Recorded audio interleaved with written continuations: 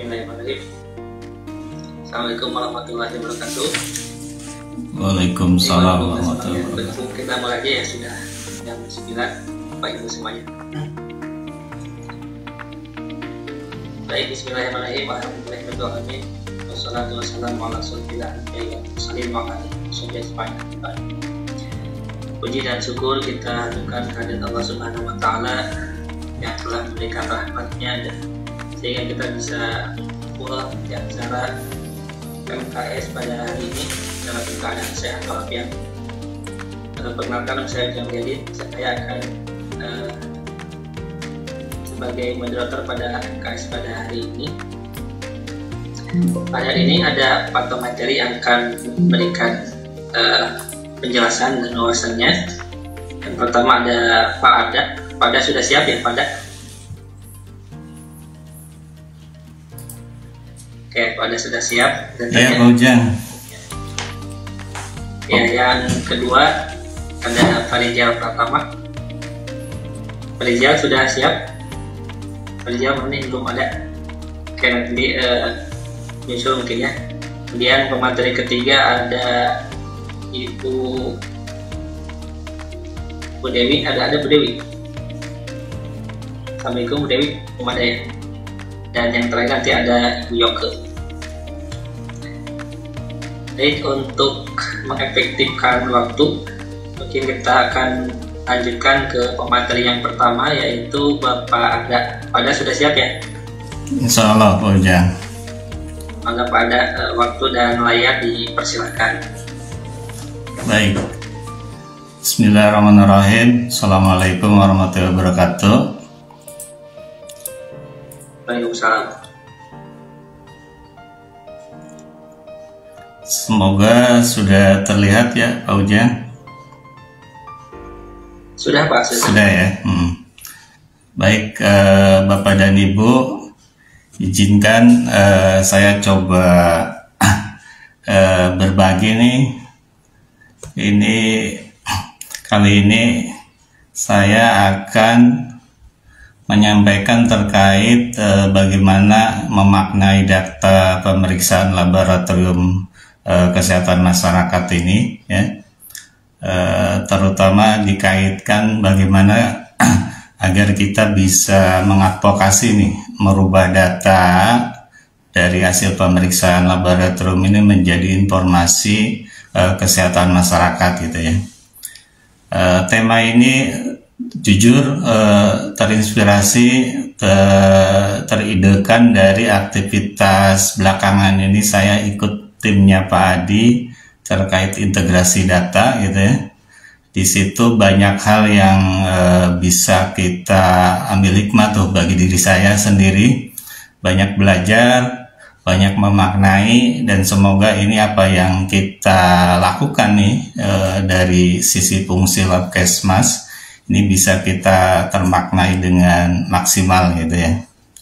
Ini ada mungkin kata-kata ya sebagai pembuka nih.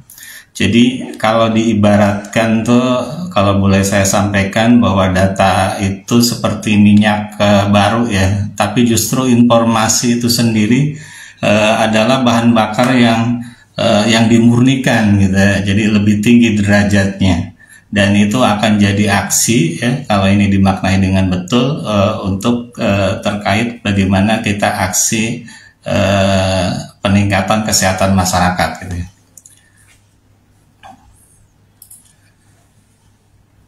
Secara tujuan dari paparan kali ini tidak lebih dan tidak bukan saya ingin menyampaikan bahwa bagaimana kita mengubah mindset ya dari pengumpul data menjadi penghasil informasi yang strategis gitu ya. Dan ini ada beberapa bagian part yang nanti akan kita coba bahas dengan waktu yang sangat terbatas ini ya. Yang pertama adalah terkait bagaimana paradigma data versus informasi itu seperti apa. Terus yang kedua adalah terkait bagaimana tantangan data laboratorium ini ke depannya harus seperti apakan, termanfaatkan seperti apa dan lain sebagainya. Dan yang ketiga, nanti kita coba bagaimana nih agar tadi mengubah data menjadi informasi, kerangkanya, frameworknya untuk transformasi datanya ini seperti apa. Nanti kita bahas dan kita diskusikan bareng-bareng teman-teman. Terus yang selanjutnya ini coba saya ambil beberapa poin dari pengalaman di lapangan ya. Coba saya ambil maknanya untuk menjadi studi kasus kita secara praktiknya gitu ya, dari data-data hasil pemeriksaan laboratorium. Terus yang selanjutnya adalah terkait bagaimana strategi nih implementasinya ya, implementasinya yang bisa kita terapkan nih teman-teman. Dan nanti di akhir saya akan ambil kesimpulan, semoga ini jadi bahan kebaikan buat kita semua. Baik, saya masuk ke poin yang pertama, Bapak dan Ibu, teman-teman semua. Secara singkat, secara sederhana, saya memaknainya bahwa data versus informasi ini adalah sebuah tahapannya, sebuah tahapan yang harus kita lalui ketika kita berniat merubah data ini menjadi sebuah informasi. Jadi sebenarnya bukan lawan-lawanan gitu ya, data versus informasi, tapi justru ini kalau saya lihat adalah sebuah rangkaian. Jadi memang start awalnya itu dari data. Nah, data yang kita maknai selama ini itu hanya sekedar fakta mentah, dan itu memang betul. Ketika kita ke Puskesmas gitu ya, kita melihat itu inputan data banyak banget gitu ya. Itu banyak banget. Tidak hanya hasil pemeriksaan laboratorium, tapi dari program yang lain pun ada. Tapi dia sekedar fakta mentah, data angka aja gitu ya. Jadi kalau data itu ya dia fakta aja. Bisa hasil laboratorium, angka-angka ini ya inputan teman-teman kerjaan teman-teman di lapangan gitu ya. Nah, ini kalau sekedar hanya data, ini tentunya kebermaknaannya sangat minim dan menurut saya kurang gitu ya. Jadi hanya memenuhi file-file yang ada di kita. Nah, justru harusnya setelah data ini ada, tahap yang kedua, kalau ingin naik derajatnya itu kita harus melakukan analisis. Di analisisnya tentunya ada pengolahan, ada interpretasi, ya, juga ada kontekstualisasi. Yang kadang-kadang teman-teman di siapapun gitu ya, entah itu di Puskesmas, entah itu di dinas, data ada, tapi dia tidak dianalisis sehingga dia bingung datanya mau diwujudkan untuk apa nih, action untuk programnya dan lain sebagainya gitu. Karena memang belum diolah, belum diinterpretasi, bahkan untuk kontekstualnya gitunya, kasus per kasus itu pun saya lihat belum dilakukan secara maksimal gitu ya. Nah, yang ketiga, biar ini data ini derajatnya naik lagi nih ya. Karena kalau analisis nih baru skupnya kebutuhannya, kalau saya makna itu baru orang yang menganalisis gitu ya. Jadi kebermaknaannya tuh skupnya masih sedikit gitu ya, masih lengkap di situ juga gitu ya. Nah, tapi ketika itu naik gitu ya, ketika itu naik, kita naikkan lagi nih derajatnya menjadi sebuah informasi gitu ya. Ini yang jargon kita integrasi data tuh Pak Adi menyampaikan itu gitu ya, bahwa merubah data menjadi sebuah informasi. Nah, apa gitu ya? Jadi kalau informasi derajatnya akan lebih naik dari analisis. Jadi ketika sudah diolah, diinterpretasi, dikontekstualisasikan, itu nanti akan berwujud sebuah informasi kalau kita bisa menjelaskan maknanya. Dibikin sebuah narasi, sebuah interpretasi yang itu bisa disampaikan ke kebijakan gitu ya, pemangku kebijakan. Sehingga orang kalau datanya sudah berwujud informasi itu ya, orang yang melihat, yang membaca, dia akan mengambil makna tuh, ya. Kalau di tahap analisis itu baru golongan yang bersangkutan saja tuh yang bisa memaknai, yang bisa mengartikan, bisa yang memaknai gitu ya. Tapi kalau data ini sudah berwujud informasi, berharap tuh dia siapapun yang melihat data informasi itu ya, dia udah bisa mengambil makna nih. Apalagi sasaran kita adalah pemangku kebijakan, tentu dia akan lebih enak tuh memaknai dan sebagainya. Nah, selebihnya di situ kalau interestnya udah dapet nih pemangku kebijakan, itu adalah lahan diskusi Detailnya bisa lari lagi tuh ke analisis, ke data dasarnya lagi. Tapi ketika informasinya ini kita belum kemas menjadi sebuah informasi, data itu menurut saya akan mentok ya. Jadi enggak, untuk masuk ke kebijakan itu sangat-sangat susah ya. Sehingga bagaimana caranya kita merubah dulu nih data jadi analisis, sudah dianalisis baru kita jadi outputnya adalah informasi, dan itu yakin ya, menurut saya yakin itu siapapun yang membaca informasi itu pasti dengan versinya masing-masing dia bisa memaknai data itu, informasi itu gitu ya. Dan kita berharap gitu ya, dari rangkaian kegiatan ini informasinya sudah jadi nih ya, pemangku kebijakannya sudah melakukan gitu ya.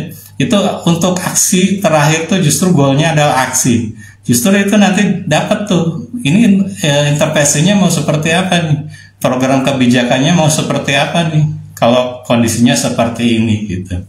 Jadi rangkaian 4 hal ini Bapak dan Ibu berharap ini kita lakukan, dan ini memang kita lagi berproses ke arah sana gitu ya. Tentunya saya yakin Pak Adi dan tim sudah mempersiapkan kalau tahun gitu ya, mungkin tahun pertama untuk collecting data dan sebagainya gitu ya, dashboard dan sebagainya. Nah ini rangkaian ini saya yakin akan dilalui, akan kita mengarah ke sana gitu ya. Ini sebagai contoh aja Bapak dan Ibu, ketika data tuh dia nyebutnya misalnya 50 sampel air positif E. coli dari 100 sampel. Dia hanya seperti itu aja. Nah, ketika itu akan kita rubah informasinya, maka paling nggak di situ ada nuansa nih, kita bisa sampaikan nih, kontaminasi air di desa X gitu ya mencapai 50%.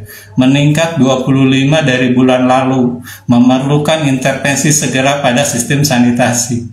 Nah ini pemangku kebijakan ketika dapat kalimat yang di bawah, dia akan lebih ngerti gitu. Wah ini bahaya nih, udah 50% nih kontaminasi airnya. Berbeda dengan yang 50 sampel air positif E. coli dari 100. Apa kan gitu gitu ya. Jadi memang informasi ini harus kita kejar, ini perlu latihan, dan memang kontekstualnya itu nanti pasti berbasic ilmu pengetahuan yang terkait analisis atau informasi yang mau kita sampaikan gitu ya. Jadi pada tahap paradigma data versus informasi sebenarnya bukan adu-aduan gitu ya, tapi justru rangkaiannya tuh memang dari data, analisis, terus kita rubah informasi, baru berwujud aksinya gitu ya. Baik Bapak dan Ibu, kita lanjut pada segmen yang kedua ini adalah coba saya petakan paling nggak kalau kita mau merubah data menjadi sebuah informasi, ada 3 tantangan nih di laboratorium kesehatan masyarakat yang harus kita cermati, yang harus kita bangun, yang harus kita kembangkan bersama-sama nih. Yang pertama adalah tentunya tantangan teknis ya, karena walaupun bagaimana gitu ya, saat ini adalah data itu terfragmentasi, tersegmentasi, terpisah-pisah gitu ya, tidak terpusat dan lain sebagainya. Ini tentunya tantangan kita untuk bagaimana menyatukan data itu bersatu gitu, sehingga untuk analisis, untuk interpretasi, untuk menjadi sebuah informasi itu menjadi lebih integral gitu. Terus yang kedua dari sisi teknis ini tentunya kita harus menyiapkan standarisasi nih ya, karena kita tahu di lapangan tuh walaupun satu UPT gitu ya, Puskesmas A, B, C, dan itu standarisasinya kadang-kadang berbeda ya. Penginputan datanya pun berbeda gitu ya, walaupun juknisnya sama, tapi karena ini personal biasanya itu ada aja yang berbeda, dan ini artinya kita harus standarisasi. Dan yang ketiga dari sisi teknis ini tentunya adalah sistem tidak terintegrasi nih, makanya Kemenkes ke depan pengennya tuh satu data gitu ya. Dan kita coba bangun dari sisi fungsi kita, di situ ada integrasi data laboratorium, kita coba bangun itu sehingga data ini bisa kita olah menjadi sebuah informasi yang penting gitu ya, dan bermanfaat untuk program-program yang lainnya.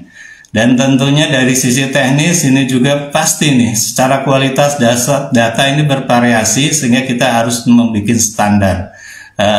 dengan catatan-catatan, dengan referensi yang kita miliki terkait laboratorium kesehatan masyarakat. Tantangan yang kedua, Bapak dan Ibu, tentunya tidak lain dan tidak bukan adalah terkait sumber daya manusianya itu sendiri. Kita melihat begitu variannya ya antara level tier 1, tingkatan 1 di Puskesmas itu begitu variannya SDM-nya. Ya, baik dari sisi melek teknologi gitu ya, memanfaatkan teknologi, penggunaan aplikasi dan lain sebagainya juga bervariasi dan tentunya jadi tantangan tersendiri. Jadi yang pertama terkait data laboratorium kesehatan masyarakat, menurut saya adalah paling tidak kita harus kapasitas analisisnya ini harus kita maksimalkan, dan ini kita coba bikin apa ya, semacam juknisnya nanti ke depan, sehingga paling nggak dari sisi SDM siapapun yang menggunakan gitu ya sistem integrasi data ini bisa melakukannya. Jadi bisa diduplikasi, bisa dimanfaatkan oleh orang lain gitu ya yang sama sekali belum pernah melakukan integrasi data ini. Terus yang kedua, dan ini tentunya adalah mindset itu sendiri ya. Jadi tidak hanya kita mengumpulkan data, tapi juga kita nanti itu bisa memaknai data itu menjadi sebuah informasi, dan ini tentunya proses ya. Tapi kita mengarah ke sana, dan ini lagi-lagi timnya Pak Hadi ini akan mencoba meningkatkan ini gitu ya. Tentunya dengan tahapan-tahapan yang kita sudah persiapkan. Terus yang selanjutnya adalah terkait tantangan SDM ini adalah tentunya kalau kami lihat ya, saya lihat di lapangan tuh memang sangat kurang interpretasinya.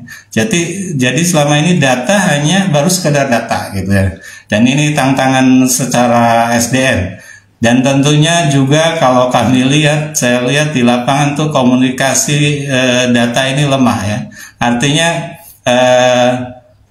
connecting data antar bagian gitu ya, padahal sumbernya sama satu gitu juga, dan ini jadi catatan gitu. Ke depan berharap itu data tuh milik bersama dan itu bisa dimanfaatkan oleh semua di UPT, atau misalnya kalau di Puskesmas tingkat 1 gitu ya, dan lain sebagainya. Dan secara organisasi tentunya ini memang berat, tapi harus kita lakukan Bapak dan Ibu. Kalau menurut saya adalah memang terkait data ini budayanya masih rendah, jadi menganggap data hanya angka dan lain sebagainya.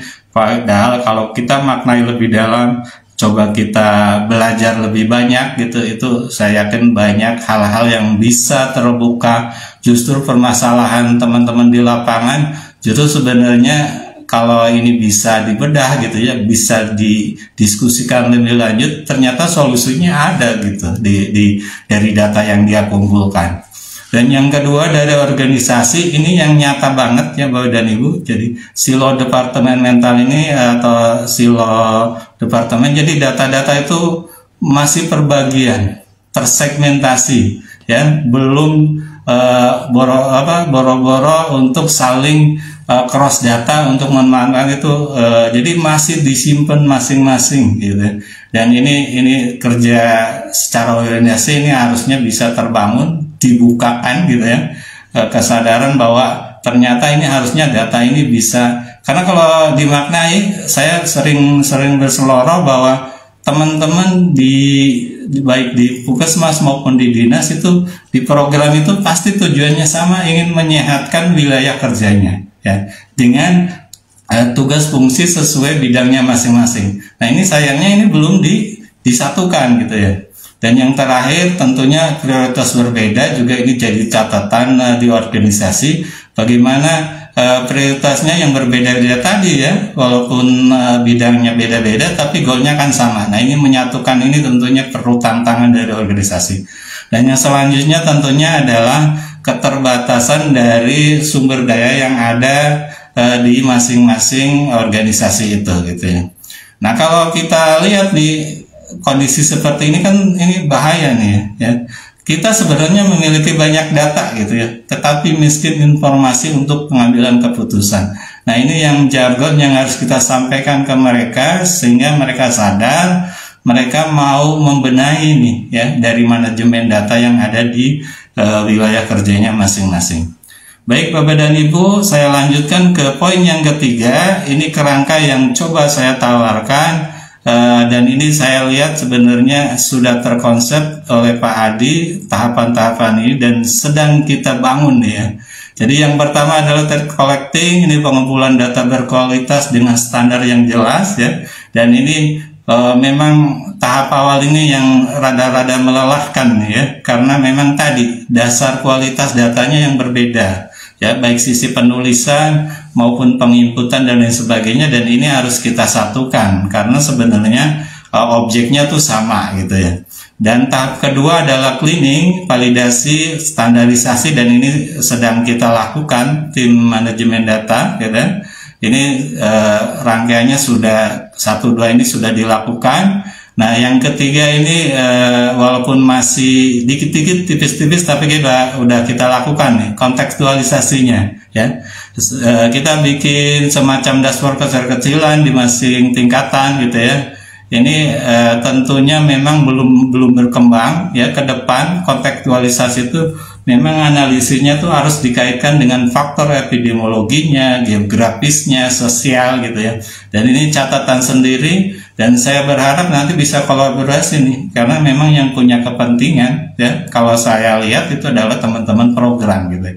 Kita hanya memberikan ruhnya, memberikan jalannya bahwa ini bisa seperti ini gitu ya. Jadi data ini harus kita maknai dari sisi epidemiologinya seperti apa, geografisnya seperti apa, sosialnya seperti apa, sehingga outputnya diharapkan mereka ketika advokasi ini lebih integral ya. Jadi pikirannya lebih makro, sehingga yang mereka lakukan keberhasilannya menurut saya akan lebih maksimal.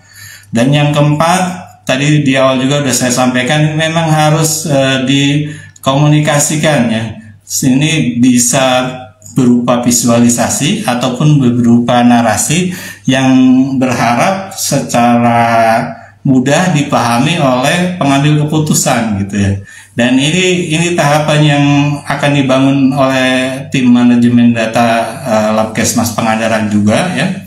Dan yang terakhir adalah tentunya bagaimana ini data ketika sudah dikomunikasikan itu sampai berhasil jadi sebuah aksi gitu ya, sebuah kebijakan berbasis data untuk program-program kesehatan masyarakat di daerah gitu ya. Yang selanjutnya Bapak dan Ibu, ini beberapa tools dan teknik transformasi ya yang bisa kita sampaikan ke mereka. Jadi untuk analisis dan visualisasi itu macam-macam dan ini baru beberapa aja gitu ya. Bisa kita sampaikan, tampilannya bisa hanya statistik analisis saja, bisa berbentuk tren, korelasi, regresi gitu ya. Atau juga kalau yang senang ada mappingnya, spatial analisis ya, bisa pakai GIS mapping, cluster analisis dan lain sebagainya. Atau dia pengen ngelihat rangkaian waktunya ya, bisa pakai forecasting, bisa yang lainnya gitu ya. Nah yang paling penting adalah yang dashboard ini, dan ini kita coba tampilkan juga gitu ya, yang lagi kita bangun di tim manajemen data Pangandaran ke teman-teman di daerah, itu adalah terkait dashboard real time monitoring. Jadi berharap ini data ini juga menjadi kewaspadaan dini gitu ya, deteksi dini, dan entah itu penyakit menular maupun tidak menular. Karena dari data yang ada, kalau saya lihat trennya itu sangat bagus gitu, sangat bisa gitu ya. Jadi memang bisa kita lakukan nih Bapak dan Ibu ya. Tentunya ini juga terkait ketika kita ini menyampaikan bentuk-bentuk analisis dan visualisasi, ini tentunya adalah pasti kita harus bisa menginterpretasikan nih secara kontekstualnya ya. Nanti di akhir kalau masih ada waktu, saya coba rangkum dari beberapa referensi nih terkait hasil-hasil parameter pemeriksaan laboratorium, dikaitkan dengan sebenarnya ke faktor risiko apa gitu ya. Dan tentunya kita harus menyampaikan juga nih untuk daya gregetnya ke teman-teman di tier 1, 2, dan 3 itu adalah terkait impact-nya nih, ya. Kalau nggak dilakukan ini akan seperti ini. Kalau dilakukan ini keuntungannya seperti itu, harus kita coba mappingkan dari sekarang nih, ya. Karena secara KMK ya, terkait standar Labkesmas itu kan sudah ada tuh, ya. Jadi kita sebenarnya lebih dibantu ya untuk memberikan gambaran gitu ya. Kalau datanya seperti ini, dampaknya apa yang harus dilakukan. Jadi kita bikin simulasi aja gitu ya. Jadi kalau di dashboard itu bisa kita tampilkan misalnya terkait program CashLink, misalnya grafik tren kualitas air di wilayah kerjanya gitu ya. Terus peta distribusi kontaminasinya seperti apa. Bahkan ke depan bisa kita kasih warna nih, kalau memang itu udah berbahaya muncul misalnya warna merah, sehingga teman-teman di program dia lebih kewaspadaannya akan lebih meningkat, dan ini bisa dijadikan data. Jadi begitu datang, begitu mau kerja, ngelihat trennya dulu nih gitu ya. Dan Bapak dan Ibu, tentunya ini kita bisa memaknai apa yang kita sampaikan ini adalah bisa dari beberapa sisi ya. Kata kuncinya itu adalah bisa ini terkait respon dari sisi waktu akan lebih cepat gitu ya. Jadi begitu data masuk, karena udah ada dashboard, kurang dari 48 jam itu kita bisa langsung ngambil keputusan sementara. Wah, ini harus seperti apa nih kita melakukannya. Termasuk karena ini udah di cleaning gitu ya, data ini udah di cleaning, tentunya akurasi prediksinya akan lebih bagus gitu ya. Paling nggak hitung-hitungan secara persentase itu lebih dari 85% prediksi ini akurat gitu ya. Termasuk yang tidak kalah penting adalah justru adalah pengambilan kebijakan nih ya. Jadi stakeholder di daerah dengan melihat data yang ada, dia bisa ngambil keputusan lebih cepat gitu ya. Bahkan belum sampai terjadi wabah dan lain sebagainya, dia udah bisa memprediksi sehingga dia akan lebih tepat secara kebijakan gitu ya. Kita lanjutkan Bapak dan Ibu, ini beberapa studi kasus ya. Saya contoh ini terkait dengan serotip dengue ya. Jadi kalau sebelumnya itu ya data hanya dividen aja, dia cuma laporan gitu ya, dan 1 berapa, dan 2 berapa, dan 3 berapa gitu ya. Terus data dia hanya disimpan saja tanpa analisis selanjutnya seperti apa gitu ya. Terus juga termasuk programnya sendiri itu kadang-kadang kebingungan tuh ya. Jadi tindak lanjutnya mau seperti apa nih ya. Kebingungan dia ya, boro-boro apalagi gitu ya, dia mau menyampaikan ke kepala dinasnya atau ke pemangku kebijakan di daerahnya ya, entah itu bupati, wali kota gitu kalau tingkat kabupaten kota gitu ya, kalau di puskesmas ke camat gitu ya, ke lurah, ke desa gitu ya, kepala desa. Itu kadang-kadang bingung sendiri gitu ya, karena memang ya hanya sekedar data gitu. Nah, kita ini harus rubah menjadi sebuah informasi gitu ya. Kalau terkait stereotip dengue, ini kita bisa lihat nih, oh ternyata penyebarannya, perubahannya gitu ya. Den 1 misalnya dia lebih dominan nih. Apa yang harus kita lakukan? Tentunya ketika Den 1 tinggi gitu ya, mungkin secara resiko gitu ya, terjadinya DAF, ada demam berdarah, ini bisa meningkat nih. Apa yang harus kita lakukan dan lain sebagainya gitu ya. Nah, ini tahapan ini gitu ya, termasuk kita bisa memprediksi nih ya. Kalau ini nggak dilakukan nih 6 bulan, 3 bulan ke depan mau seperti apa, itu bisa diprediksikan. Dan tentunya dari hal ini kita bisa merangkai nih advokasinya mau seperti apa nih, yang bisa direkomendasikan seperti apa nih ya. Jadi kita berharap dengan integrasi data yang kita lakukan ini, teman-teman di daerah memaknai data ini bisa lebih naik lagi ya, tidak hanya sekadar data, tapi dia bisa jadi analisis dan informasi, bahkan jadi aksi gitu ya.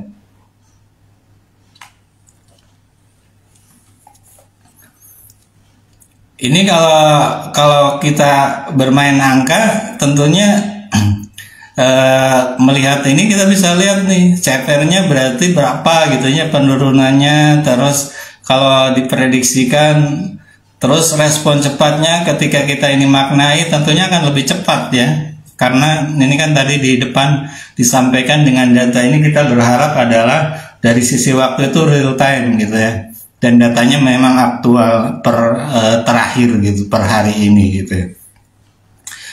Saya contohkan juga yang kedua adalah terkait monitoring kualitas air nih ya.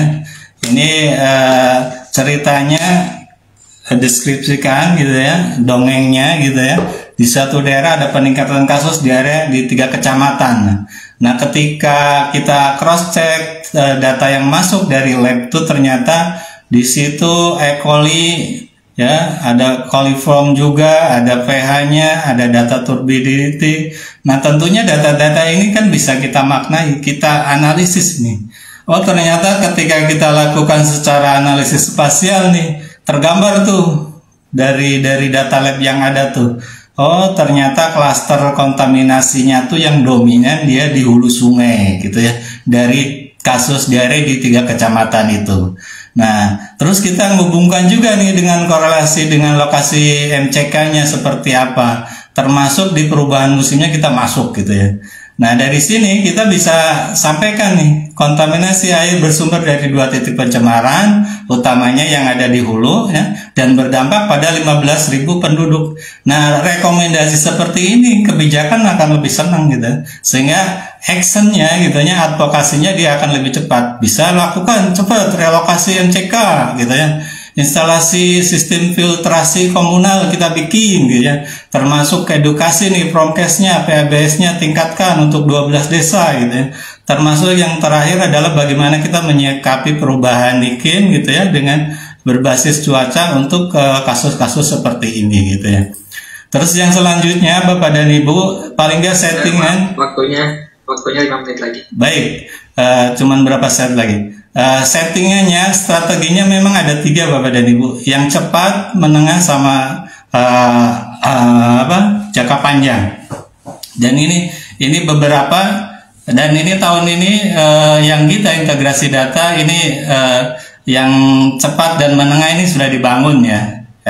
Nanti PR-nya memang nanti yang untuk tahun berikutnya tentunya adalah lebih ke predictive analytics-nya. Terus juga kita bisa memanfaatkan kecerdasan buatan ya, AI gitu ya, untuk menganalisis data yang ada, dan saya udah mencoba dan ternyata sangat terbantu gitu ya.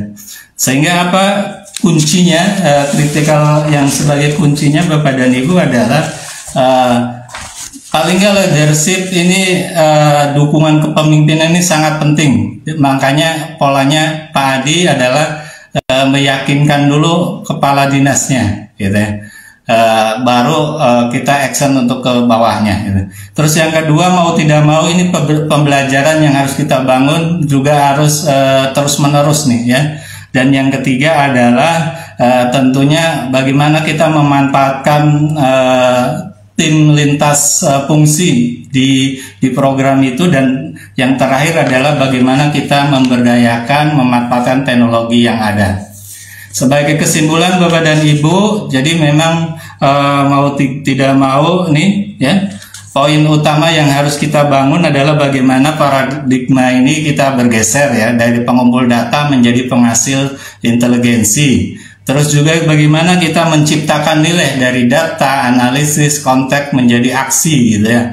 Dan yang tidak kalah penting adalah bagaimana menggandakan efek gitu ya. Dengan informasi berkualitas, keputusan yang tepat, tentunya outcome yang akan didapat adalah lebih baik gitu ya. Dan yang terakhir adalah pendekatan secara sistematis ya. Bagaimana ini sudah kita lakukan ini tentunya dengan ketika sistem ini kita bangun, kita bisa mengevaluasi secara maksimal Bapak dan Ibu. Dan ini coba saya buat visi ini, paling nggak Labkesmas ini di tahun 2030 nih, setiap data laboratorium itu bisa berkontribusi nih ya pada keputusan kesehatan masyarakat berbasis bukti, sehingga dari data lab ini bisa menyelamatkan nyawa dan meningkatkan kesejahteraan masyarakat. Saya kira itu yang bisa saya sampaikan Bapak dan Ibu, kurang lebihnya mohon maaf. Dan sebagai akhir, nanti bahan diskusi, mari kita mulai transformasi dari sekarang Bapak dan Ibu, dari data menjadi informasi, dari informasi menjadi aksi, dari aksi menjadi impact untuk kesehatan masyarakat. Terima kasih, saya akhiri billahi taufiq wal hidayah. Assalamualaikum warahmatullahi wabarakatuh. Silakan Pak Ujang. Waalaikumsalam warahmatullahi wabarakatuh. Terima kasih pada pemaparannya, sangat luar biasa dan inspiratif sekali ya buat kita semuanya terkait data pemeriksaan laboratorium. Kita begitu banyak kalau dimanfaatkan dengan teknologi saat ini. Baik, selanjutnya Bapak Ibu kita masuki sesi diskusi. Bagi Bapak Ibu yang akan bertanya atau berdiskusi dengan Pada, boleh raise hand atau di kolom chat. Silakan yang akan bertanya atau berdiskusi dengan Pada.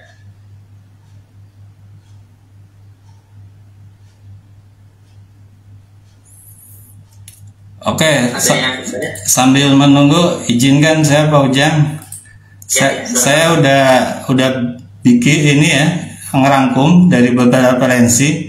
Jadi kalau saya lihat kan di KMK tuh parameternya udah jelas ya, menggolongkan, ada grupnya hematologi, kimia klinis. Saya mikir tuh parameter-parameter itu larinya kemana sih gitu ya?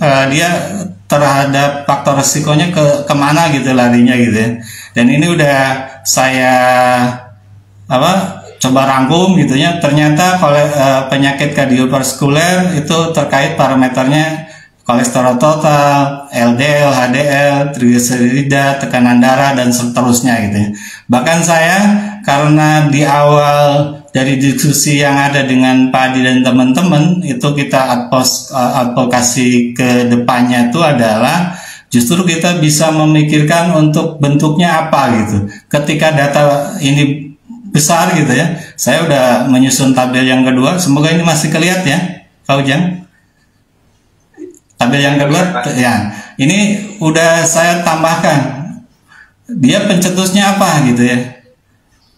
Dan saya yang teman-teman bahas kemarin juga kan ini sebenarnya saya lihat dari sudah terangkum gitu ya.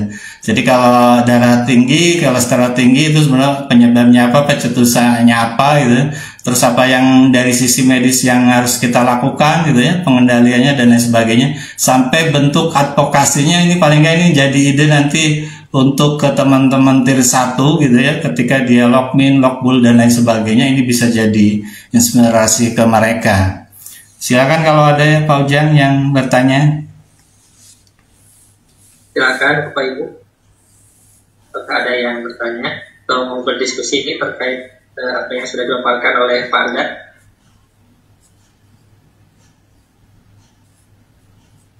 Sepertinya sudah tidak ada Pak ya. Baik. Kita mau lanjut Pak, dipaparkan selanjutnya ini. Ya ini tabel ini semua nih ya berdasarkan KMK 1801. Coba saya cari referensi, ini udah terangkum nih ya. Ini kolom 1 tuh penyakitnya, kolom kedua ini parameter lab yang diperiksa gitu ya. Terus bagaimana kita memaknainya gitu ya. Dan ini kan data-data ini ketika level puskesmas saja gitu ya, dia kan bisa menampilkan nih ya, seperti ya kalau sederhananya ini bisa jadi dashboard satu nih, penyakit kardiovaskuler, data yang dimunculkannya ini nih, parameter kolesterol total, LDL, HDL gitu ya.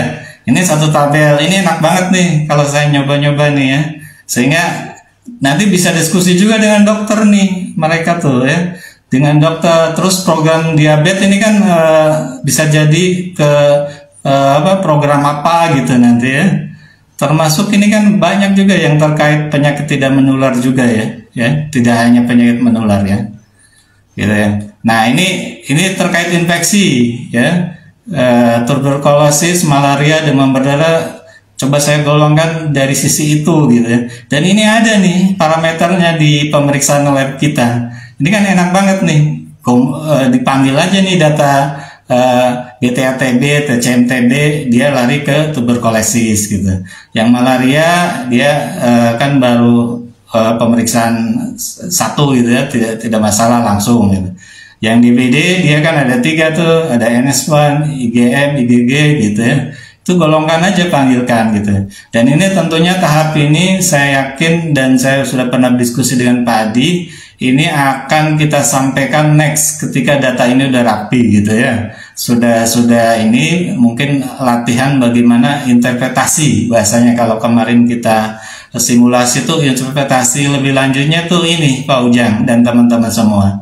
Semoga ini bisa jadi masukan, dan ini perlu diskusi apa yang saya rangkum ini apakah sudah sesuai gitu ya dari sisi keilmuan dan lain sebagainya ya, sehingga kita juga tidak salah arah gitu ya. Mungkin itu Pak Ujang, terima kasih. Baik, terima kasih Pak Da.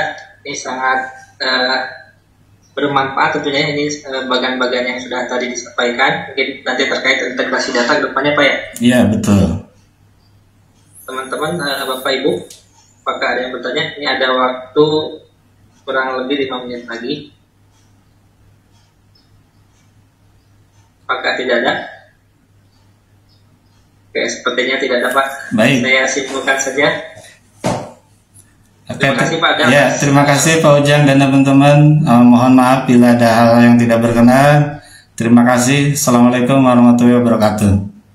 Waalaikumsalam warahmatullahi wabarakatuh. Terima kasih pada atas pemaparannya. Saya akan menyimpulkan sedikit tentang data itu bukan hanya sekedar angka ya, jadi melainkan sumber informasi strategis bila dianalisis dengan tepat. Tantangan seperti kualitas data, keterbatasan SDM, dan sistem yang belum terintegrasi harus diatasi melalui transformasi yang sudah dijelaskan tadi Pada, yaitu 5C ya.